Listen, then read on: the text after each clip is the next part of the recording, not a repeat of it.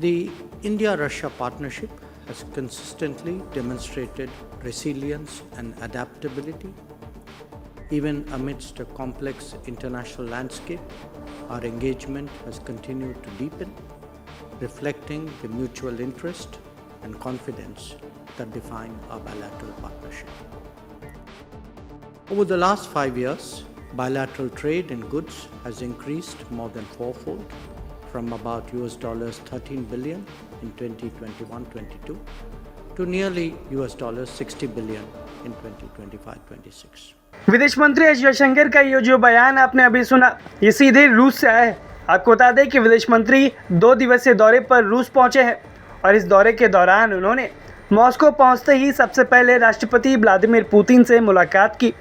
ये मुलाकात सिर्फ एक भेंट नहीं थी, बल्कि इसमें भारत और रूस के भविष्य की आर्थिक रणनीतिक रिश्तों पर पूरा खाका तैयार किया गया। विदेश मंत्री एस जयशंकर ने राष्ट्रपति पुतिन को प्रधानमंत्री नरेंद्र मोदी का विशेष संदेश सौंपा। उन्होंने पुतिन को बताया कि पीएम मोदी आगामी एससीओ शिखर सम्मेलन और फिर भारत में होने वाले ब्रिक्स शिखर सम्मेलन में उनका स्वागत करने के लिए बेहद उत्सुक है। यह बैठक इसलिए भी खास है क्योंकि 12 और 13 सितंबर को राष्ट्रपति पुतिन खुद नई दिल्ली आ सकते हैं और इस मुलाकात के बाद विदेश मंत्री एस जयशंकर ने बैठकों को अंजाम देना शुरू किया और ये बैठकें भारत और रूस के द्विपक्षीय संबंधों को बेहतर करने के लिए की जा रही। इसी सिलसिले में विदेश मंत्री एस जयशंकर ने 27वें भारत रूस अंतर सरकारी आयोग की सह-अध्यक्षता भी की और यहाँ पर जो आंकड़े निकल कर सामने आए वो हैरान करने वाले। पिछले 5 सालों में भारत और रूस के बीच द्विपक्षीय व्यापार 4 गुना बढ़ गया।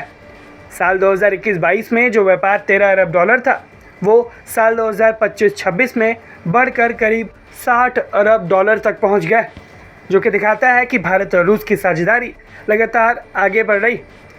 लेकिन यहाँ पर एक बड़ी चुनौती भी है जिसका सामना दोनों देश कर रहे हैं, जिसको लेकर विदेश मंत्री एस जयशंकर ने साफ शब्दों में कहा कि व्यापार असंतुलन यानी कि ट्रेड इम्बैलेंस का मुद्दा है, जो दोनों देशों के बीच कुछ रुकावट ला सकता है। रूस से आयात तो बढ़ गया है, लेकिन भारत का निर्यात उस अनुपात में नहीं है, जिससे $50 अरब का अंतर पैदा हो गया है। इस बात को लेकर विदेश मंत्री एस जयशंकर ने स्पष्ट किया कि असंतुलन को दूर करना अब भारत की प्राथमिकता है और इस बातचीत के दौरान ऊर्जा, परमाणु क्षेत्र और फर्टिलाइजर्स पर विशेष जोर दिया गया। राष्ट्रपति पुतिन ने भी भरोसा दिलाया है कि रूस भारतीय किसानों की ज़रूरतों को पूरा करने के लिए फर्टिलाइजर्स की आपूर्ति बढ़ा रहा है और आगे भी इसे जारी रखेगा। इसके अलावा दोनों देशों के बीच पेमेंट मैकेनिज्म को लेकर भी मजबूत करने पर बातचीत हुई और मार्केट एक्सेस को आसान बनाने पर काम करने पर सहमति बनी। आप एक बार खुद देखिए कि विदेश मंत्री ने इस बैठक में क्या कुछ कहा है।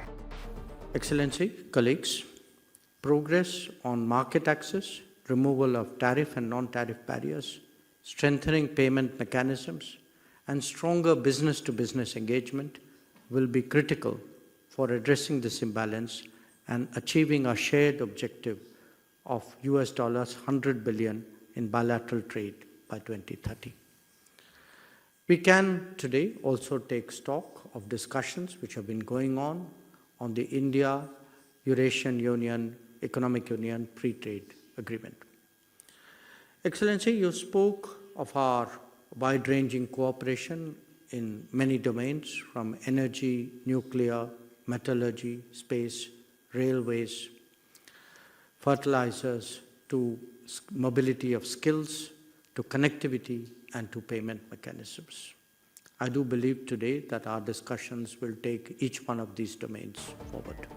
इस बैठक में विदेश मंत्री एस जयशंकर ने 3 मुख्य प्रस्ताव रखे हैं। जो पहला प्रस्ताव है वो है परिणामों पर जोर। अब सिर्फ बैठकों से काम नहीं हो सकता, आगे देखना होगा कि हर वर्किंग ग्रुप को ठोस नतीजे देने होंगे। दूसरा बड़ा प्रस्ताव था बिजनेस कनेक्ट। सरकारों का काम माहौल बनाना है, लेकिन जो असली व्यापार है वो व्यापार कंपनियां करती है, इसलिए व्यापारियों को भी सीधा जोड़ने पर विदेश मंत्री एस जयशंकर ने जोर दिया।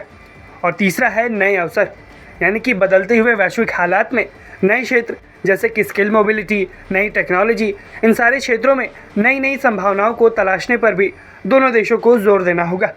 भारत और रूस का लक्ष्य अब साल 2030 तक अपने आपसी व्यापार को करीब $100 अरब तक ले जाने का है। जटिल अंतर्राष्ट्रीय हालात के बावजूद एस जयशंकर की ये यात्रा दिखा रही है कि भारत और रूस की दोस्ती कितनी गहरी। आप इस बड़ी कूटनीतिक बैठक पर क्या कुछ राय रखते हैं, हमें कमेंट सेक्शन में ज़रूर बताएं। ब्यूरो रिपोर्ट, भारत तक।